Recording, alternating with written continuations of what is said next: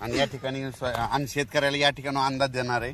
राज्यात आज आहे 1 जुलै, 1, 2, 3 जुलै दरम्यान राज्यात भाग बदलत पूर्व विदर्भ, पश्चिम विदर्भ आणि मराठवाड्यामध्ये पूर्व 11 जिल्ह्यात पूर्व आणि पश्चिम विदर्भात भाग बदलत पाऊस पडणार आहे। मराठवाड्यात देखील पडणार आहे।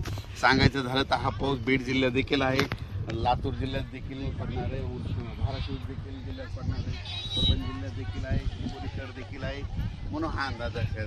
पण राज्यात सांगायचं झालं तर नांदेड जिल्हा, हिंगोली जिल्हा, वाशिम जिल्हा या ठिकाणी भाग बदलत पाऊस पडणार आहे, म्हणून हा अंदाज लक्षात म्हणजे 3 जुलैपर्यंत हा पाऊस पडणार आहे, म्हणून हा अंदाज लक्षात येतात। राज्यातल्या सर्व शेतकऱ्याला सांगू इच्छितो की जसे वेगवार बसेल तसे शेतीचे कामं करत राहा।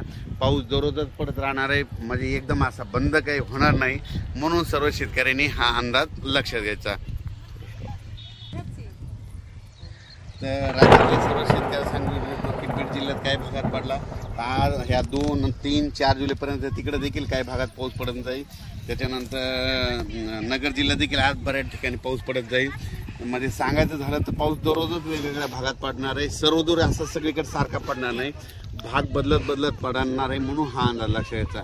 आणि त्याच्यानंतर 5, 6 जुलै, 7 आणि 8च्या दरम्यान एकदा पावसाचं वातावरण राहणार आहे। पण सगळ्यात वरून राज्याची कृपा फक्त विदर्भावर जास्त, म्हणजे विदर्भात 6, 5, 11 जिल्ह्यामध्ये मात्र तिकडल्या भागामध्ये चांगला पाऊस पडणार आहे। म्हणजे हे सांगायचं झालं तर आणि आपल्या मराठवाड्यामध्ये काय होणार की दररोज वेगवेगळ्या भागात दररोज भाग बदलत पडणार आहे, कोणाचं पीक काही जाणार नाही, म्हणून हा अंदाज लक्षात घ्यायचा।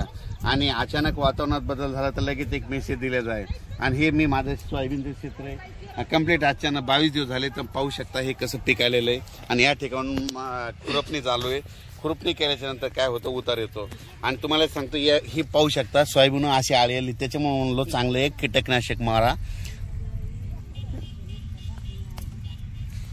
ही पानं खाणारी आळी आहे,